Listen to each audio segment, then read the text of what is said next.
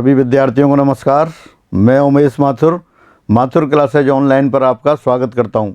आप पढ़ रहे हैं द्विघातीय समीकरण, क्वाड्रेटिक इक्वेशंस। पिछली क्लास में आपने द्विघात समीकरण की परिभाषा तो पहले ही देख ली थी, फिर द्विघात समीकरण के हल और उसको हल करने की विधियां देखी। आपने द्विघात समीकरण को कई तरीक़ों से हल किया। गुणनखंडों के द्वारा हल किया, पूर्ण वर्ग बनाकर हल किया। पूर्ण वर्ग बनाकर हल करने से आपको व्यापक द्विघात समीकरण ax² + bx + c = 0 के मूलों का फॉर्मूला प्राप्त हुआ।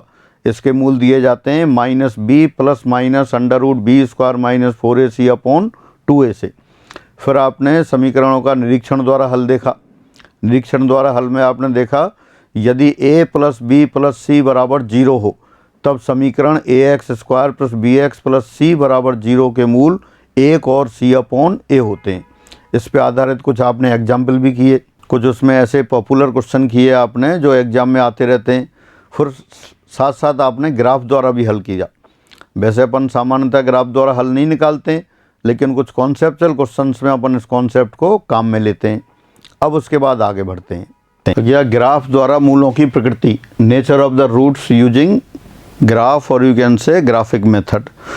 तो मूलों की प्रकृति क्या है, वो ये बताती है मूल आपके वास्तविक हैं या नहीं है, असमान हैं या नहीं है, तो वो अपन देखते हैं। ग्राफ के द्वारा आप ये जानते हैं अगर समीकरण ax² + bx + c दे रखी हो, समीकरण दे रखी हो आपको ax² + bx + c = 0, तो उसके संगत अपन वक्र ले लेते हैं। उसके संगत एक फलन बना लेते हैं y = ax² + bx + c। उसको ड्रॉ कर लेते हैं। ये ड्रॉ किया आपने, तो अलग अलग केस कौन से होंगे वो अपन यहाँ देखने वाले हैं। एक तो आपने ये ग्राफ बना दिया y = ax² + bx + c, और साथ साथ इसी ग्राफ को, ये तो जब बनेगा जब a पॉजिटिव है, और अगर a नेगेटिव होता तो ये ग्राफ ऐसे बन जाता। ये कौन सा है, ये भी वही ग्राफ है, y = ax² + bx + c, और यहाँ क्या है a <0 है। और रूट्स कौन कौन से आ गए आपके, रूट्स जहाँ x एक्सिस को ये कट कर रहा है वक्र, जैसे ये α, 0 है और ये β, 0 है। इस तरह यहाँ भी यही वाले नाम लिख देते हैं, α, 0 β, 0। तो आप देख लें, आप y = ax² + bx + c का ग्राफ बना दिया आपने, और ग्राफ बना दिया।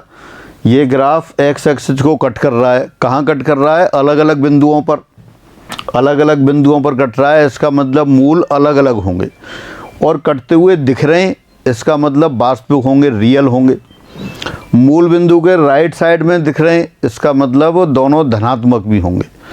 तो ये ग्राफ को देख के आप बता सकते हैं वक्र y = ax² + bx + c और x अक्ष के जो प्रच्छेद बिंदु हैं वो दिखाई दे रहे हैं, इसलिए वास्तविक हैं, रियल हैं।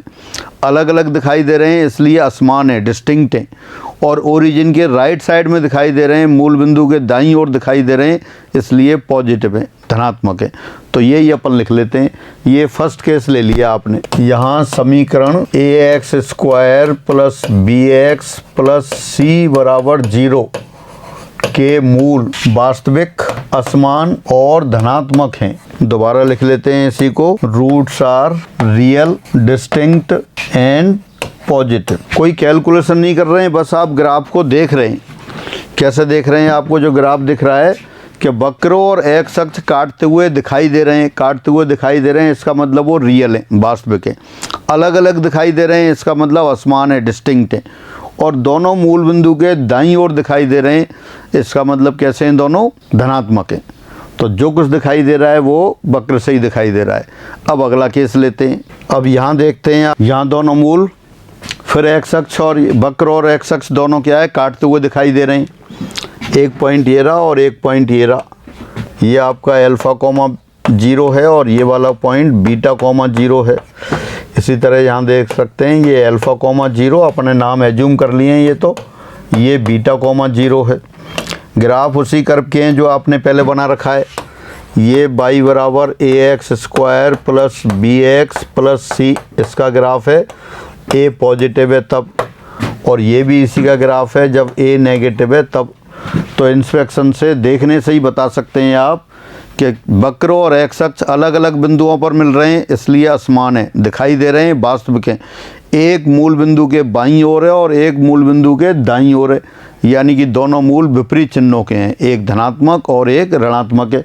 तो वही लिख लेते हैं। यहाँ समीकरण ax² + bx + c = 0 के मूल वास्तविक, असमान एवं विपरीत चिन्हों के हैं। वास्तविक हैं, असमान है और विपरीत चिन्हों के हैं। दोबारा लिख लेते हैं एक बार। Roots are real, distinct and are of opposite sign. तो जैसा आपको ग्राफ से दिखाई दे रहा है उसी तरह से आपने लिख लिया।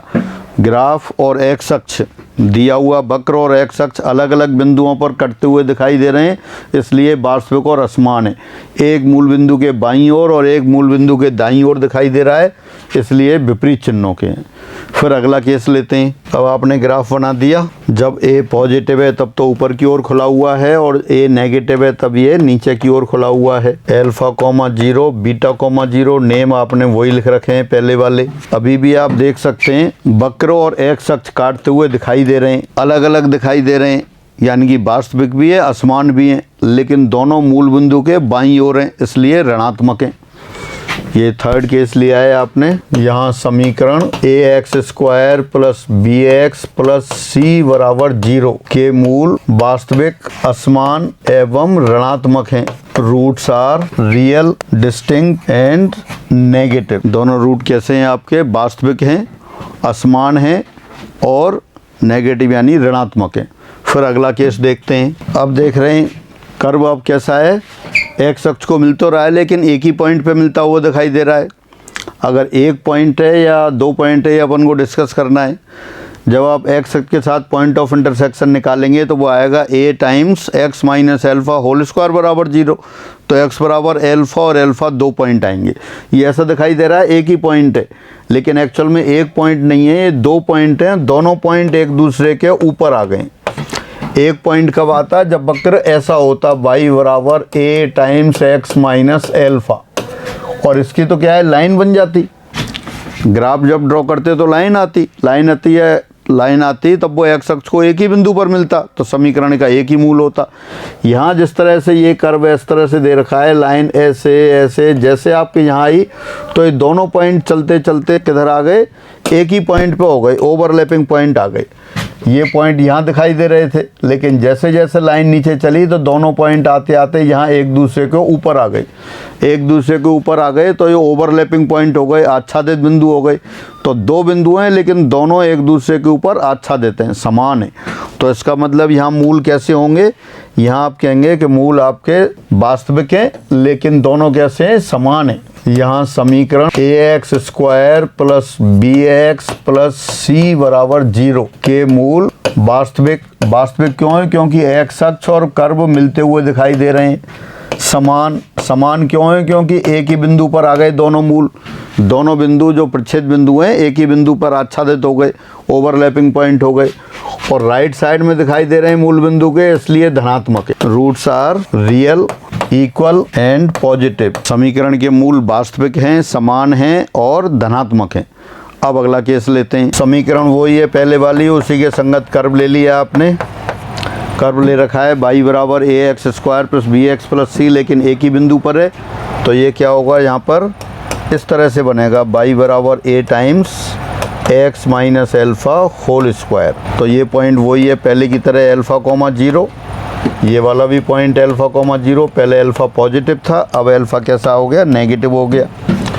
तो यहाँ समीकरण के मूल, समीकरण ax² + bx + c = 0 के मूल देख सकते हैं वास्तविक हैं। वास्तविक क्यों हैं? क्योंकि वक्र और एक्स अक्ष मिलते हुए दिखाई दे रहे हैं, एक ही बिंदु पर मिल रहे हैं, यानी कि दोनों मूल कैसे हो गए, समान हो गए, ओवरलैपिंग हो गए, इक्वल हो गए। और एक्स अक्ष मूल बिंदु के लेफ्ट हैंड साइड में दिखाई दे रहे हैं, इसलिए ऋणात्मक है। वास्तविक, समान एवं ऋणात्मक हैं। Roots are real, equal and negative. कोई कैलकुलेशन नहीं कर रहे हैं आप, सीधा ग्राफ देख रहे हैं और उससे बता रहे हैं। ग्राफ एक्स अक्ष को मिलता हुआ दिखाई दे रहा है तो वास्तविक मूल हैं। अलग अलग बिंदुओं पर मिलेंगे तो असमान होंगे, एक ही बिंदु पर मिल रहे हैं तो समान होंगे। मतलब एक ही बिंदु कह सकते हैं, दो बिंदु एक बिंदु के ऊपर आ गए, एक दूसरे के ऊपर आच्छादित हो गए। ओरिजिन के राइट साइड में तो पॉजिटिव, ओरिजिन की लेफ्ट साइड में तब x का मान नेगेटिव। एक और केस, अब ये कर्व बना दिया आपने और x अक्ष देखें, कर्व और x अक्ष से मिल रहे हैं क्या? नहीं मिल रहे, नहीं मिल रहे। इसका मतलब मूल कैसे हो जाएंगे? अब काल्पनिक हो जाएंगे। अब जो वक्र दे रखा है y बराबर ax² plus bx plus c, आपने इसका ग्राफ बना लिया और x अक्ष दे ही रखी है आपको। अब कहीं भी ये x अक्ष को मिल नहीं रहा है, मिल नहीं रहा है यानी कि मिलता हुआ दिखाई नहीं दे रहा है। इसका मतलब मूल नहीं होंगे, मूल या कह दो कि काल्पनिक होंगे, वास्तविक नहीं होंगे। अगर वास्तविक होते तो x अक्ष को काटता हुआ दिखता। आपको ये पता है कि वक्र ax² plus bx plus c और वो x अक्ष y बराबर 0 जिन बिंदुओं पर मिलते हैं उन बिंदुओं के x कोऑर्डिनेट समीकरण के मूल होते हैं। तब यहाँ मिलते हुए दिखाई नहीं दे रहे, दिखाई नहीं दे रहे यानी कि मूल नहीं है। मूल नहीं है, आप कह सकते हैं कि मूल काल्पनिक हैं। तो बस यही कंक्लूजन हो गया। यहाँ समीकरण ax² plus bx plus c बराबर 0 के मूल काल्पनिक, काल्पनिक इमेजिनरी, तो यहाँ समीकरण के मूल काल्पनिक हो गए। तो इस तरह से अलग अलग केस देखे। जिन लोगों को पहले से टच में है तब ठीक है, जिन लोगों को पहले से टच में नहीं है वो दोबारा से देखेंगे। आजकल ग्राफ पे आधारित क्वेश्चन या इन पे जो इस कॉन्सेप्ट पर आधारित क्वेश्चन आने लग गए हैं। जहाँ भी थ्योरी ऑफ इक्वेशंस है और क्वाड्रेटिक इक्वेशन के क्वेश्चंस आ रहे हैं तो इस पर क्वेश्चन आपको मिल सकते हैं, तो केयरफुली देखेंगे। अब आगे बढ़ते, अब फिर हम उसी टॉपिक पर आते हैं, नेचर ऑफ द रूट्स, मूलों की प्रकृति।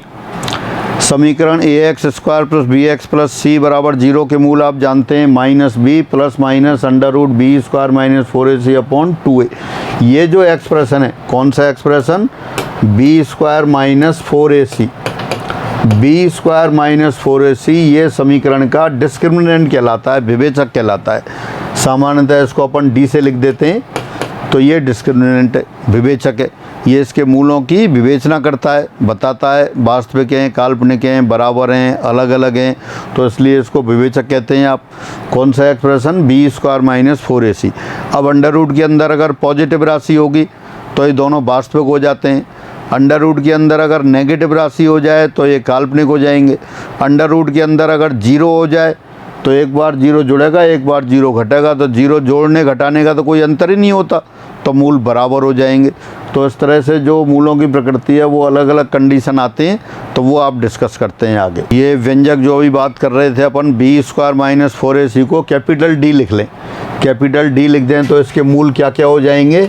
-b plus √d upon 2a और -b minus √d upon 2a, ये मूल होंगे। If expression b² minus 4ac equal to capital D, then roots of equation ax² plus bx plus c equal to 0 will be -b plus minus √d upon 2a।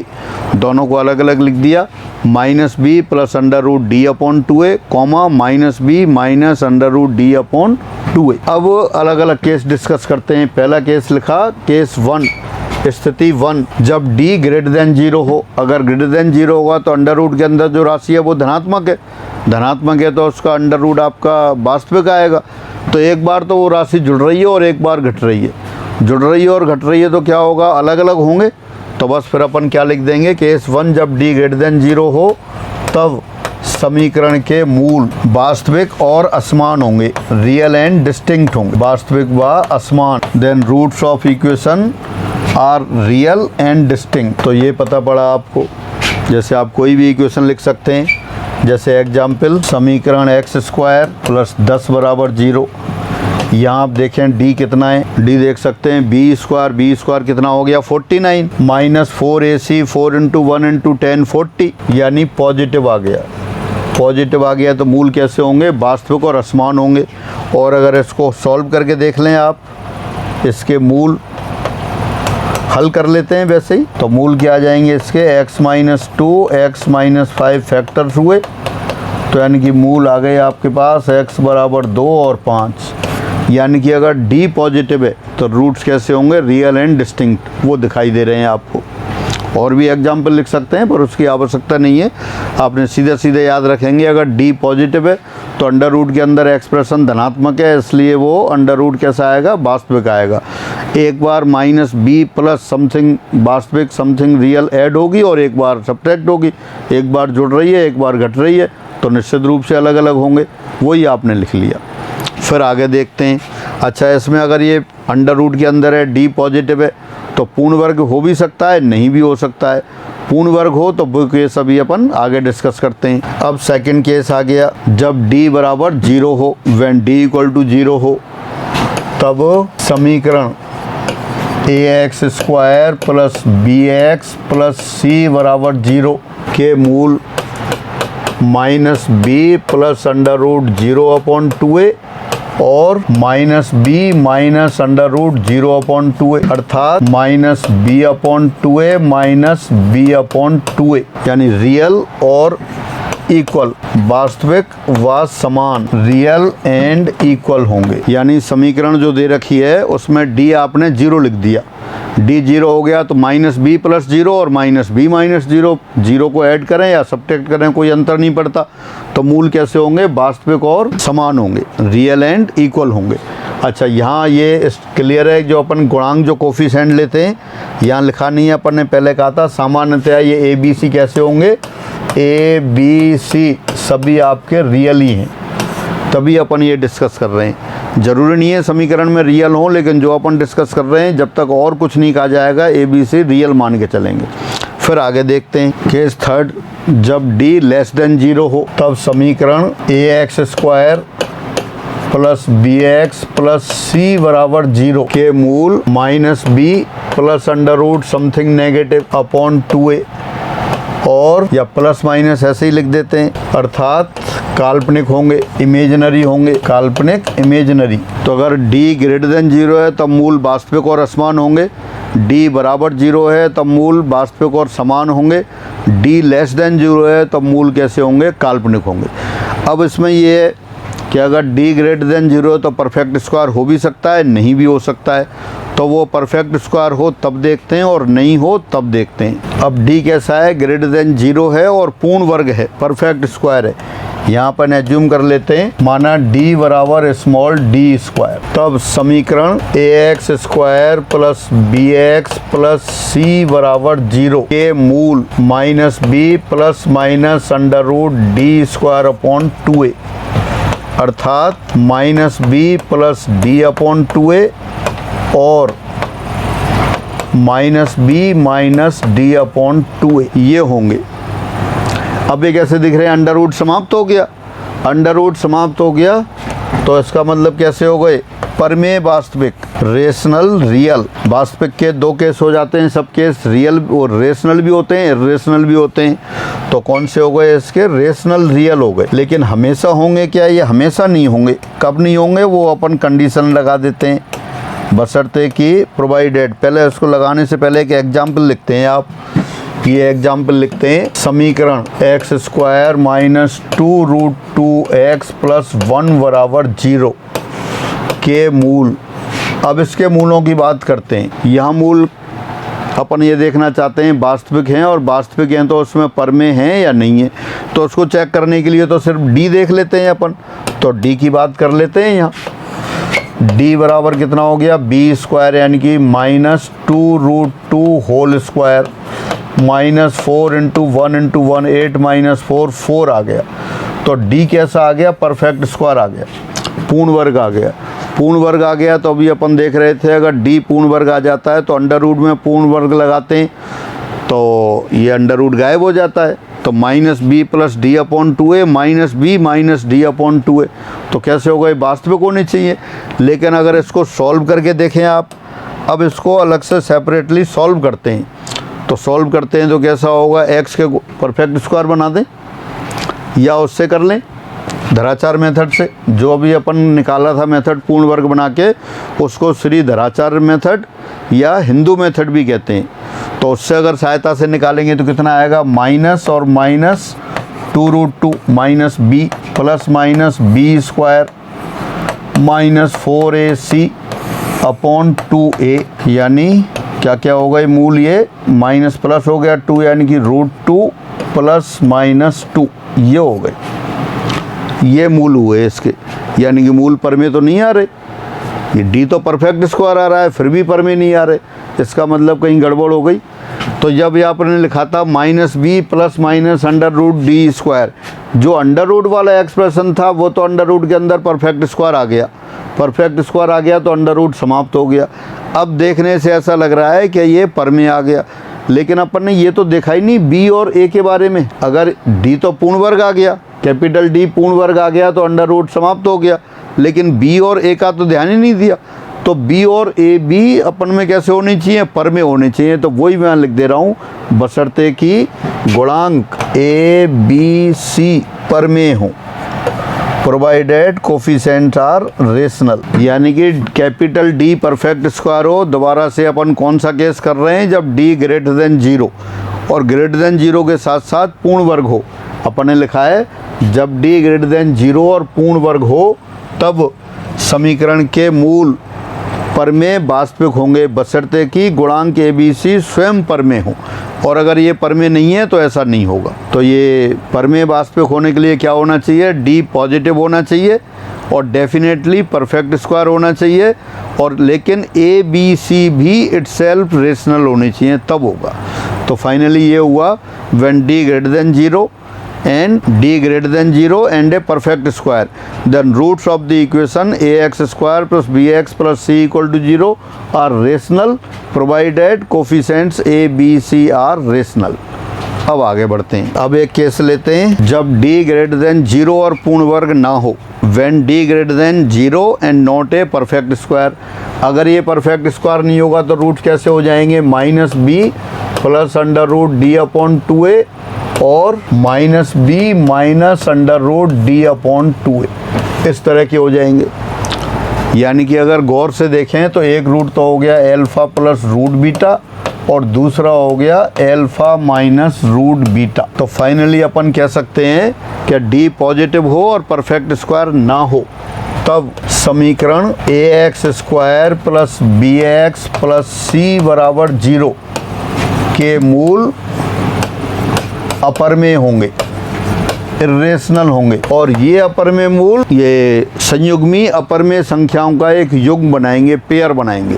लेकिन यहाँ भी condition है कि गुणांक कैसे होने चाहिए, रेशनल होने चाहिए। गुणांक रेशनल होने चाहिए, अगर गुणांक रेशनल नहीं है तब ये काम नहीं करेगा। फिर देख सकते हैं, देखो मैं एक एग्जाम्पल देता हूँ आपको। ये समीकरण लिया आपने, समीकरण x square minus 4x minus 1 बराबर 0 के मूल क्या आएंगे, -(-4) plus minus under root B square minus 4a into C upon 2 into 1, यानी कि ये मूल हो गए आपके 2 प्लस माइनस अंडर रूट 20 हो गया।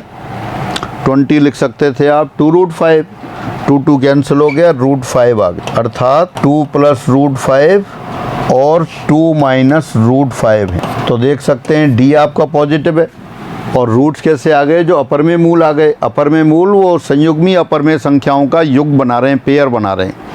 If d is greater than 0 and not a perfect square, then real roots of the equation will form a pair of conjugate irrational number। लेकिन हमेशा बनेगा क्या, हमेशा नहीं बनेगा। वो जब बनेगा जब कोफिशिएंट्स भी कैसे हों, रेशनल हो। एक और एग्जाम्पल लेते हैं। हाँ, तो यहाँ समीकरण आप देख सकते हैं x square minus √3 plus √2 times x plus √6 बराबर 0। इसके मूल आपने निकाले √2 और √3 आए। तो यहाँ अपरमेय मूल तो हैं, लेकिन वो संयुग्मी अपरमेय संख्याओं का युग्म नहीं बना रहे। क्यों नहीं बना रहे, क्योंकि गुणांक अपने आप में रेशनल नहीं है। तो आप ये ध्यान करके रखेंगे। अब इसको एक बार दोबारा से लिख लेते हैं हम। यदि एक द्विघात समीकरण का एक मूल अपरमेय हो तो दूसरा मूल भी अपरमेय होगा, बशर्ते कि समीकरण के गुणांक परमेय हों। यहाँ दोनों मूल अपरमेय संख्याओं का युग्म, pair of conjugate irrational numbers बनाएंगे। अर्थात यदि एक मूल एल्फ़ा प्लस रूट बीटा हो तो दूसरा मूल एल्फ़ा माइनस रूट बीटा होगा। एग्जाम्पल आपने देख ही लिया, तो आप केयरफुली इसको लर्न करके रखेंगे, बहुत अच्छा रिजल्ट है। अब इस पर एक क्वेश्चन करते हैं आप। यदि द्विघात समीकरण ax square plus bx plus c बराबर 0 का एक मूल एल्फ़ा प्लस रूट बीटा हो तब दूसरा मूल होगा। If one root of quadratic equation ax square plus bx plus c equal to 0, a b c belongs to q is alpha plus root beta, then another root options दे रखे हैं, we always alpha minus root beta, we never alpha minus root beta, may be alpha minus root beta, none of these. यानी alpha minus beta हो भी सकता है, कभी भी हो, कभी भी नहीं होगा, सदैव होगा, और इनमें से कोई नहीं। तो आप देखें a B C belongs to R दे रखा है, A B C belongs to R, R means set of real numbers, वास्तविक संख्याएं। वास्तविक संख्याओं में कौन से होते हैं? वास्तविक संख्याओं में आपके ये परमेय हो भी सकते हैं, नहीं भी, या तो आपके परमेय होंगे या अपरमेय होंगे। वास्तविक संख्याएं दे रखी हैं, A B C belongs to R है, A B C belongs to R है मीन्स ए बी सी में बी रेशनल और इर्रेशनल। अगर ये रेशनल हो गए तो एक मूल अल्फ़ा प्लस रूट बीटा है, तो दूसरा निश्चित रूप से अल्फ़ा माइनस रूट बीटा होगा। और अगर इर्रेशनल नहीं हुए तो ऐसा नहीं होगा। पहला ऑप्शन दे रखा है सदैव अल्फ़ा माइनस रूट बीटा होगा। सदैव कब होगा? जब a B C belongs to Q होता। यहाँ पे क्यू नहीं है तो इसका मतलब ये सदैव होना ज़रूरी नहीं है। कभी भी नहीं होगा, ये भी गलत हो गया। अगर ये परमेय हो गए तो वो हो जाएगा। तो कौन सा आंसर सही है फिर इसमें? ये है may be alpha minus root beta. Alpha minus root beta हो भी सकता है। क्यों हो सकता है? कि अगर ये परमेय हो गए तो हो जाएगा, नहीं हुए तो नहीं होगा। तो बेस्ट ऑप्शन ये है।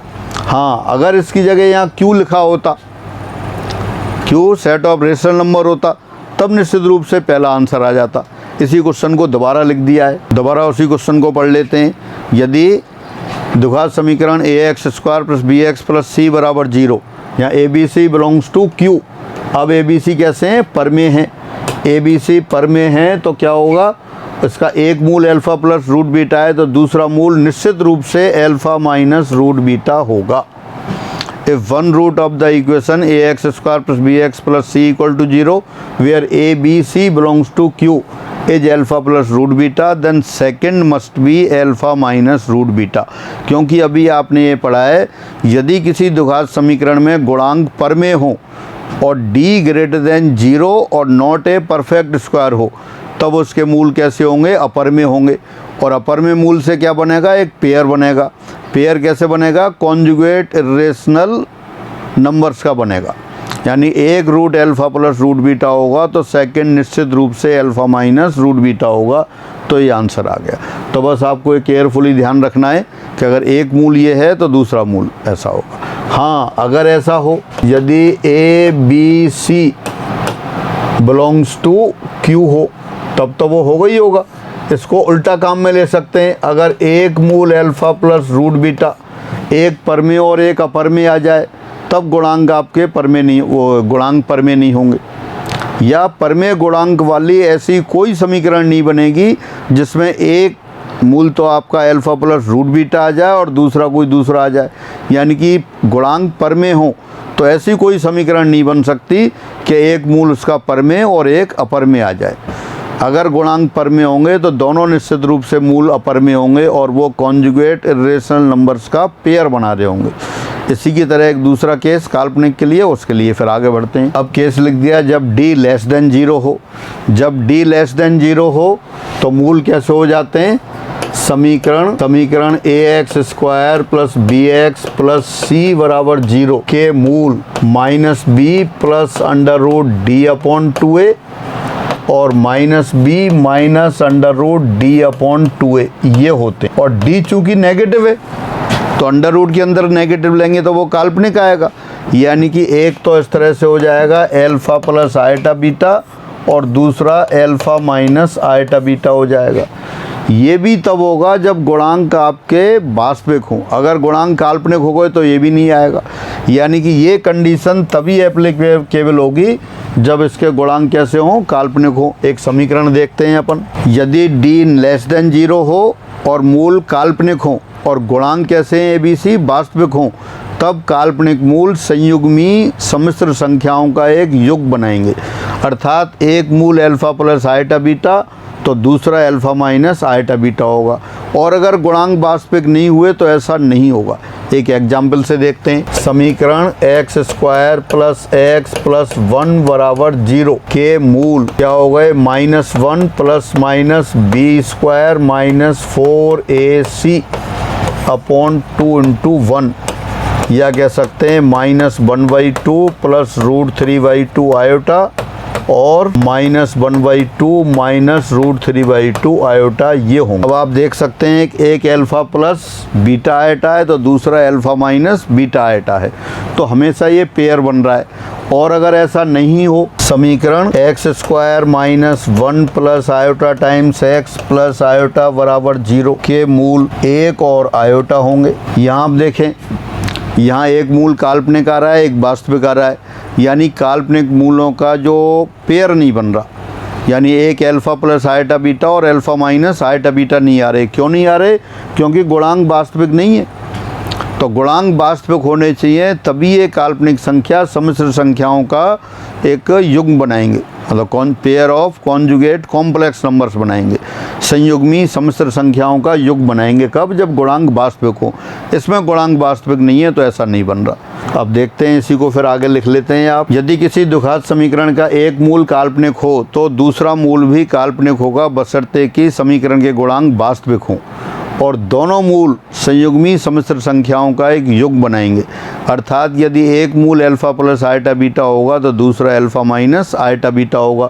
जैसे अभी आपने देखा था कि एग्जाम्पल समीकरण x² प्लस x प्लस 1 बराबर 0 के मूल अभी आपने कैलकुलेट किए थे, तो मैं डायरेक्ट लिख देता हूँ -1/2 प्लस √3/2 आयोटा और -1/2 माइनस √3/2 आयोटा है। एक अल्फ़ा प्लस आयोटा बीटा है तो दूसरा अल्फ़ा माइनस आयोटा बीटा है। समीकरण भी ये बहुत पॉपुलर है। अगर जो अपन कॉम्प्लेक्स नंबर में इकाई के घनमूल निकालते हैं वो वाले मूल हैं। यहाँ इसको तो अपन ओमेगा बोलते हैं। इस चैप्टर की बात नहीं है, दूसरे चैप्टर की बात है। तो जो पहला रूट है वो तो ओमेगा कहलाता है, इकाई का घनमूल जो आता है। लेकिन जिन लोगों को याद नहीं है वो आप याद कर सकते हैं। यहाँ ओमेगा बराबर दिस और ओमेगा² -1/2 माइनस √3/2 आयोटा है। इसका स्क्वायर करके देखेंगे तो ये आ रहा है। तो ये मूल अपन कॉम्प्लेक्स नंबर जब पढ़ते हैं, जब इकाई के घनमूल आते हैं, क्यूब रूट्स ऑफ यूनिटी, तब दोबारा से पढ़ेंगे। अभी भी आप लर्न करके रख सकते हैं क्योंकि इस पर डिपेंड क्वेश्चंस बन जाते हैं।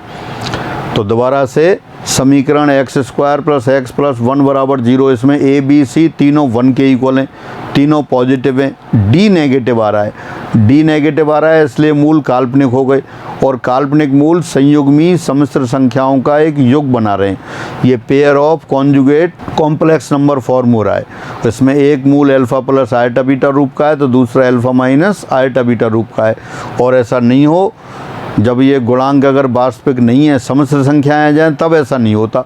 अभी आपने एक एग्जाम्पल देखा था, x² minus bracket 1 plus iota times x plus iota बराबर 0, उसके गुणांक वास्तविक नहीं थे तो जो काल्पनिक मूल आ रहे थे, एक मूल काल्पनिक एक वास्तविक आ रहा था, इनकी पेयर नहीं बन रहा।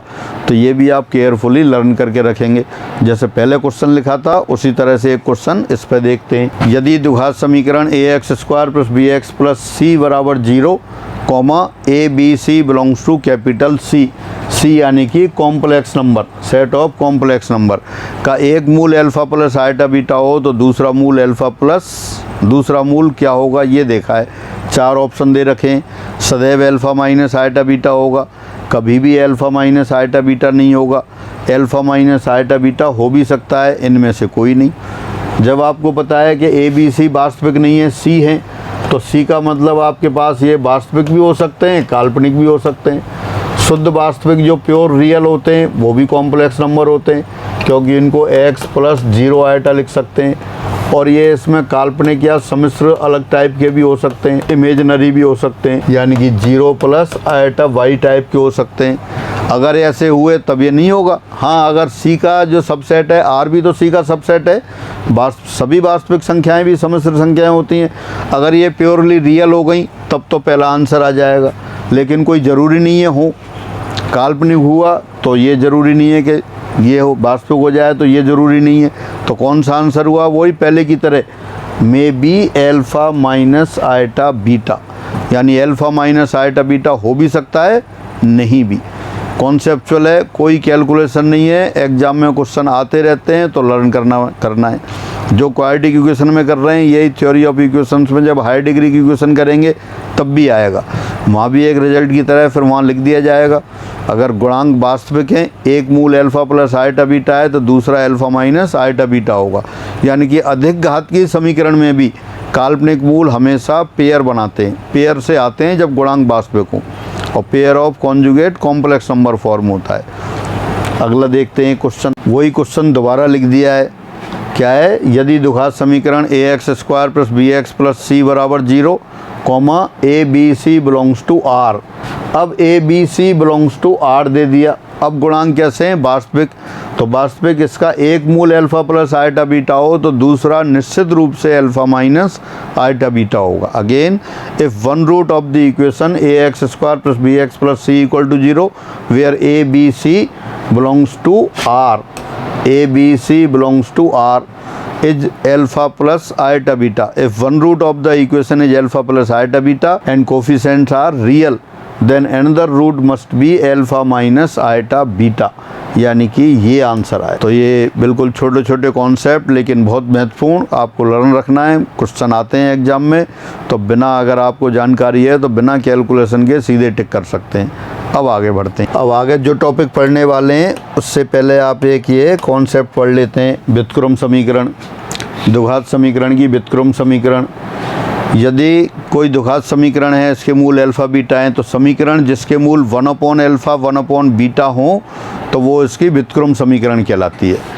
यानी यदि समीकरण ए x square plus B x plus सी बराबर 0 के मूल अल्फ़ा बीटा हों तब 1/अल्फ़ा और 1/बीटा, तब 1/अल्फ़ा और 1/बीटा मूलों वाली समीकरण क्या होगी? जहाँ जहाँ भी x है वहाँ 1/x लिख देते हैं। a into 1/x whole square plus v into 1/x plus c बराबर 0। This implies c x square plus B x plus a बराबर 0। इसके मूल 1/अल्फ़ा 1/बीटा होंगे। एक एग्जाम्पल देख सकते हैं आप, समीकरण 6 बराबर 0 के मूल 2 व 3 हैं। और दूसरी समीकरण लिख दें, क्या लिख दें? जहाँ भी x है 1/x लिख दें, यानी गुणांक x 1/x बदल दें तो b तो वही रहेगा, a और c चेंज हो जाएंगे। 6x square minus 5x plus 1 बराबर 0 के मूल सॉल्व कर सकते हैं। इसके मूल 2 और 3 है तो इसके 1/2 और 1/3 हो गए। क्या किया आपने? x को 1/x से बदल दिया, a और c आपस में इंटरचेंज हो गए। यहाँ तो गुणांक आपका a b c थे, यहाँ c b a हैं। ऐसा ही इसमें है। इस समीकरण के मूल क्या हैं? 2 और 3, और इस समीकरण के मूल 1/2 और 1/3 हैं। तो ये समीकरण की व्युत्क्रम समीकरण हो गई। दोनों एक दूसरे की रेसिप्रोकल इक्वेशन कहलाती हैं। यानी एक समीकरण के मूल अल्फ़ा बीटा हों और दूसरे समीकरण के मूल 1/अल्फ़ा 1/बीटा हों तो दोनों एक दूसरे की व्युत्क्रम समीकरण कहलाती हैं। और एक से दूसरी कैसे प्राप्त होती है? क्या x की जगह 1/x रख देते हैं तो प्राप्त हो जाती है। अब इस कॉन्सेप्ट को अपन आगे काम में लेंगे, फिर आगे बढ़ते हैं। अब ये देखते हैं विशेष परिस्थितियों में मूलों के लक्षण। समीकरण characteristic of the roots under particular conditions. समीकरण ए x square plus B x plus सी बराबर 0 में यदि c बराबर 0 हो, c बराबर 0 होगा तो क्या हो जाएगा? समीकरण बन जाएगी A x square plus B x बराबर 0। x कॉमन आ जाएगा, ए एक्स प्लस बी बराबर 0, यानी कि आ गया x बराबर 0 और माइनस b/a। तब एक मूल, तब समीकरण का एक मूल शून्य होगा, वन रूट विल बी 0। यानी द्विघात समीकरण आपको दे रखी है A x square plus B x plus सी बराबर 0। इसमें अगर c बराबर 0 हो जाए तो एक मूल 0 आएगा। ये आपको लर्न करना, और ओरल दिख रहा है, सीधा सा कैलकुलेशन कर लिया आपने। अगला केस लेते हैं। अब दे दिया, यदि समीकरण ए x square plus B x plus सी बराबर 0 में b बराबर 0 हो, if v equal to 0 then v equal to 0 होगा तो क्या आ जाएगा? समीकरण हो जाएगी ए एक्स स्क्वायर प्लस सी बराबर 0, एक्स स्क्वायर बराबर माइनस c/a, यानी x बराबर हो गया plus minus under root minus c/a। तो ऐसा लगता है कि मूल काल्पनिक हो गए, पर ज़रूरी नहीं है काल्पनिक हो। a और c का साइन अपोजिट हो जाए, 2x स्क्वायर माइनस 5 बराबर 0, ये समीकरण ले लिया आपने। इसमें हो जाएगा x स्क्वायर बराबर 5/2, यानी कि x बराबर हो गया प्लस माइनस अंडर रूट 5/2। यानी कि दोनों का साइन अपोजिट हो जाए, ए पॉजिटिव हो गया, सी नेगेटिव हो गया, बी तो जीरो है ही, तो मूल कैसे होंगे? बराबर और विपरीत चिन्हों के। तो ये आप लर्न करके रखेंगे, कई बार कंडीशन आ जाती हैं या ये दे देगा कि समीकरण के मूल बराबर और विपरीत चिन्हों के हैं, तब इस अज्ञात राशि का मान निकालो। तो आप क्या करेंगे, वहाँ x का गुणांक 0 करके रख देंगे। समीकरण ax square plus B x plus सी बराबर 0 में यदि b बराबर 0 हो तब समीकरण के मूल बराबर और विपरीत चिन्हों के होंगे। यानी फाइनली आपने ये याद कर लिया, b बराबर 0 होगा तो समीकरण के मूल बराबर और विपरीत चिन्हों के होंगे। कैसे होंगे? वास्तविक या काल्पनिक? वास्तविक भी हो सकते हैं, काल्पनिक भी हो सकते हैं। आपने यहाँ देखा बराबर हैं, वास्तविक भी हैं, विपरीत चिन्हों के। वहाँ काल्पनिक अगर सी और ए का चिन्ह समान हो जाए तो वो काल्पनिक हो जाएंगे, अंडर रूट के अंदर नेगेटिव आ जाएगा। तो बराबर और विपरीत चिन्हों के ये याद रखेंगे। वास्तविक हैं या नहीं है वो अलग से इक्वेशन पे वेरी करेगा। अगला केस लेते हैं। यदि समीकरण ax square plus B x plus सी बराबर 0 में b बराबर 0 सी बराबर 0 हो, b और c दोनों 0 हो गए, b और c दोनों 0 हो गए तो समीकरण क्या बन गया? ax स्क्वायर बराबर 0, x स्क्वायर बराबर 0, x बराबर 0 और 0, b और c तो 0 हो ही गए। तो a और c के लिए क्या बचा? वो b और c 0 हो गए तो a तो 0 है नहीं, तो x स्क्वायर बराबर 0, यानी दोनों मूल 0 होंगे।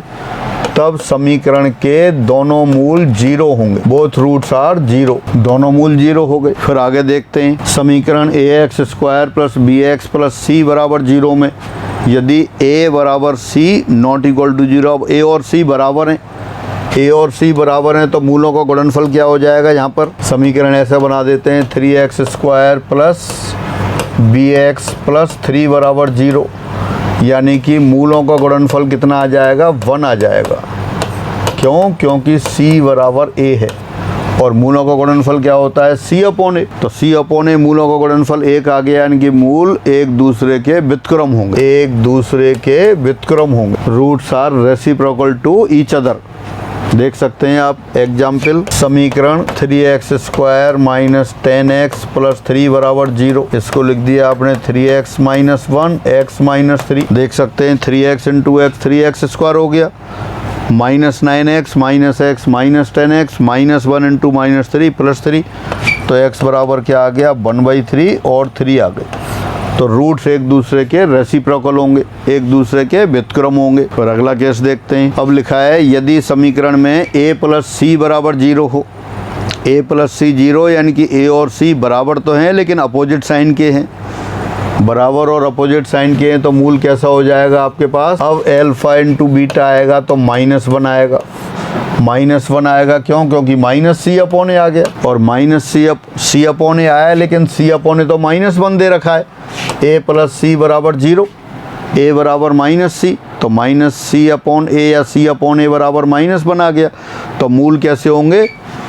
व्युत्क्रम और विपरीत चिन्हों के होंगे, व्युत्क्रम एवं विपरीत चिन्हों के, reciprocal and of opposite sign. फिर आगे केस देखते हैं। अब ये कह रहा है यदि a बराबर 0 हो, समीकरण cx square plus B x plus a बराबर 0 में a बराबर 0 हो तब एक मूल 0 होगा। अभी आप पढ़ के आए थे, अपनी समीकरण अलग है, आपकी समीकरण है ax square plus B x plus सी बराबर 0।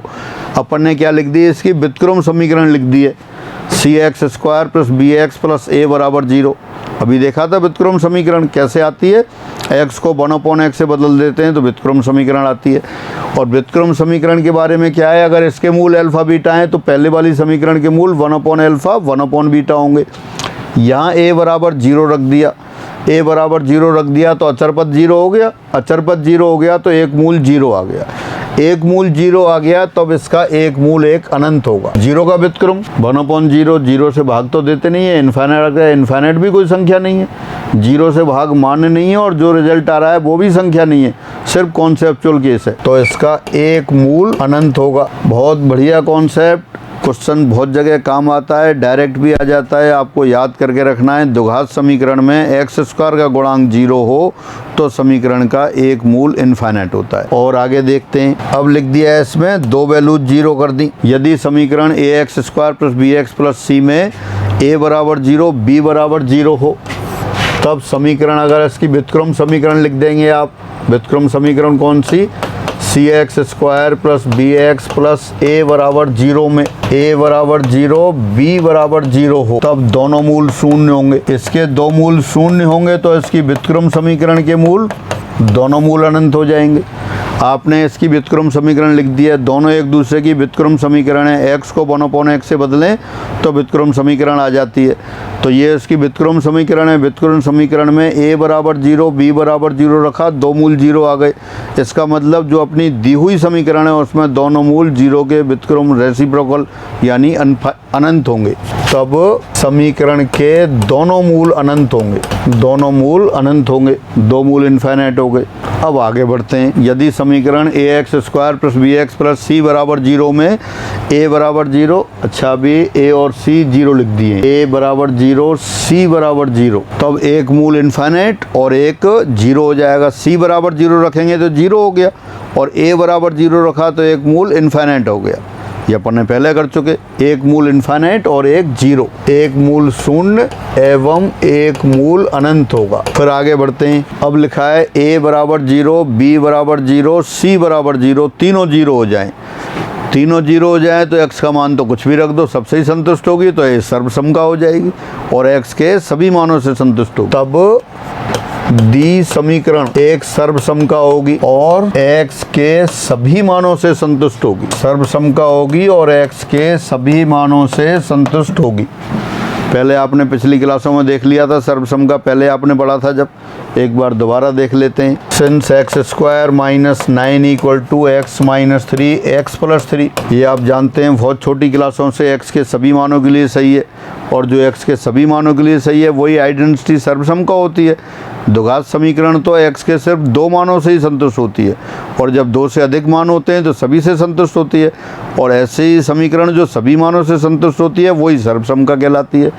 ये सर्वसमका है, आप जानते हैं, गुणा करके सारे पदों को एक साइड लाते हैं। ये x square minus 3x plus 3x minus 9, एक साइड ले आए आप, 1 minus 1 into x square plus 3 minus 3 into x plus 9 minus 9 बराबर 0। तो फाइनली हो गया ये 0x square plus 0 into x plus 0 बराबर 0।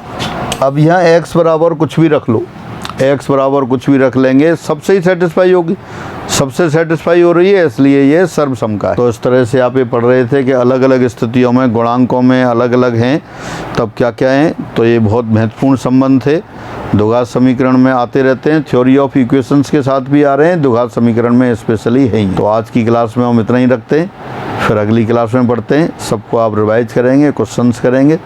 तो सभी को नमस्कार।